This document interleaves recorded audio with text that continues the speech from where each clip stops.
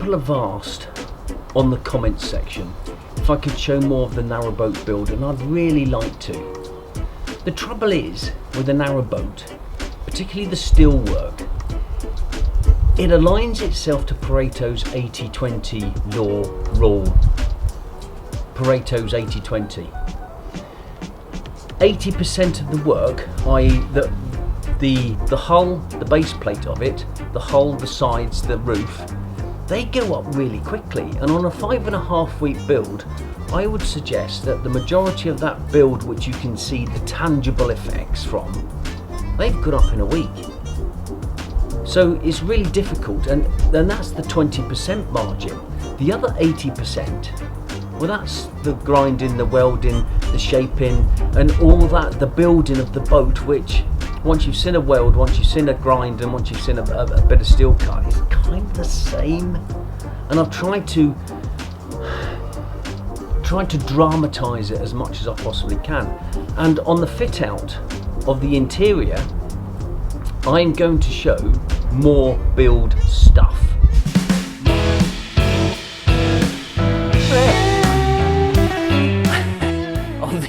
Of the 80% time I read, 20% of that I read cookery, narrowboatery and photography.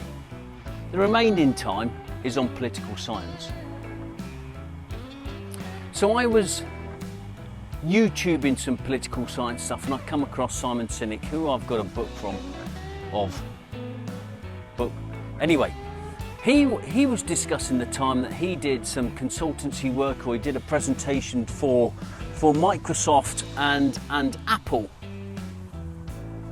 and he was saying that after the Microsoft gig he got a gadget which was the best gadget he's seen. It had great interface, it worked really well, it looked fantastic, everything about it was just brilliant. And then after that same, I assume, talk with Apple, he tried to poke the bear a little bit when he was in the back of the taxi with one of the workers, and he said to them, "Oh, I got a gadget from Microsoft and it was the best gadget I've ever had, far better than the iPod." And then Mr. Apple goes, "Yeah, probably." And then Simon then synthesises that information and then tells the story that Apple aren't in it for the competition. Apple do what Apple do. They're in it for what they deliver is the best they possibly can, which made me think of the conversation I had with John Reeves at JSR Boats, when I tried to poke him a little bit as to where he thinks he stands in the narrowboat building world. And he said, "Do you know what, there's plenty of good builders out there, and some may be better than us. I'm not in it for the competition, I'm in it because I want to deliver the best boat I possibly can, keeping hold of the reputation of the Reeves name, and that's all I'm interested in. I build a boat the way I build a boat, built on experience, built on knowledge that's been passed down by my father to me, and that's what we do, and that's all I'm interested in." And that made me realise why I'm so pleased JSR Boats built my shell.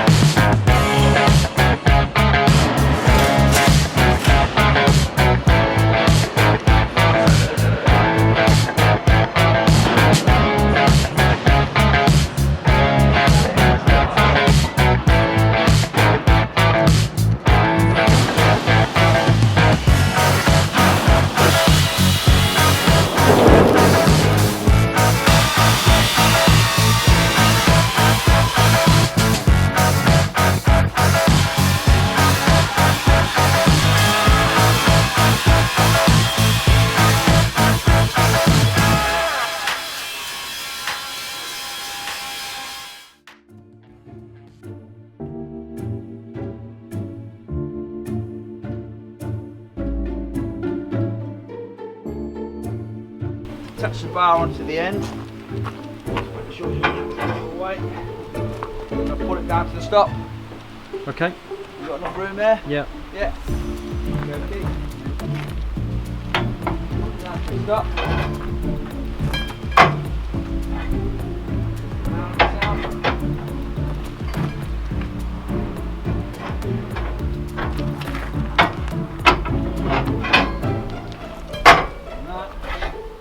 Here's your roof bow.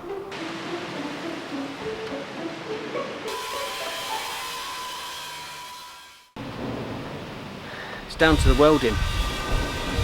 It's down to the perfection of how they do boats.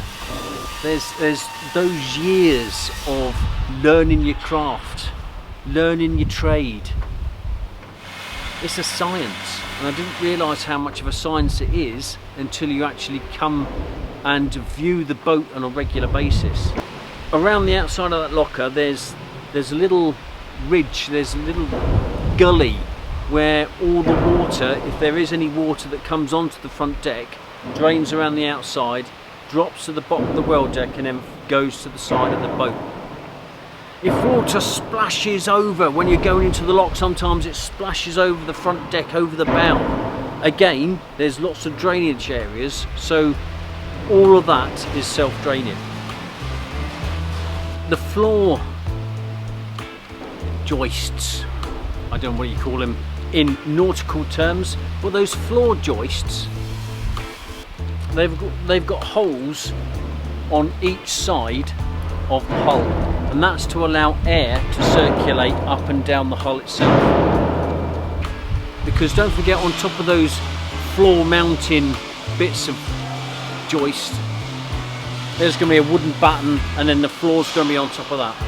So there's not going to be a lot of air, and if each of those segments was to get condensation in, that's going to cause a little bit of a drama.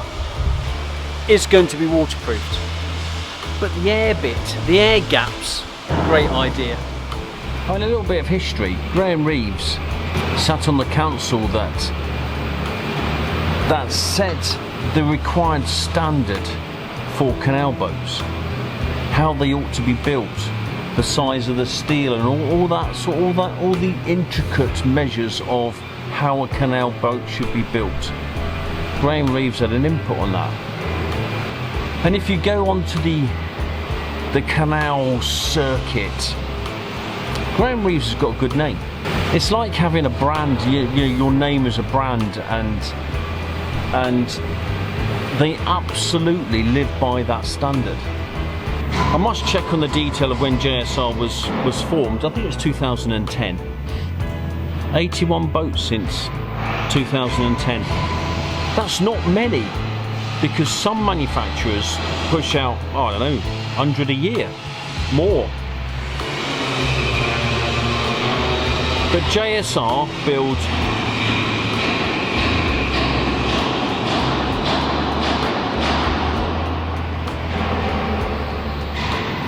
one boat at a time. There's only 3 of them working here, but they don't have to do a good job.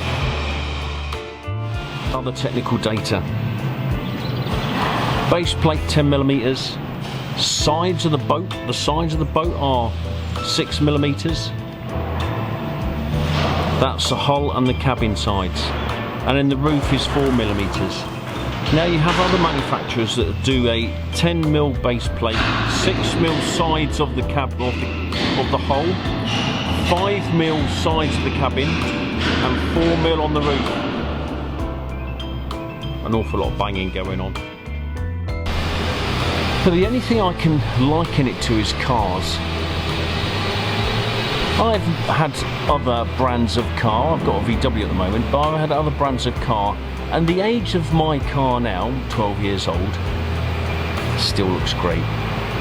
And I think, you pay a little bit more for a German manufactured car, and the reason for that is because I'm paying a little bit extra to get my shell built by JSR Boats, because it's the VW effect, the Audi, BMW, the Mercedes, whatever that brand is, it's not the norm. They're a little bit, in my opinion, I've been impressed throughout the whole of this build of how John goes about his business and the craft that he produces and the knowledge he's got. It's fantastic. They're great. Top lads, top lads.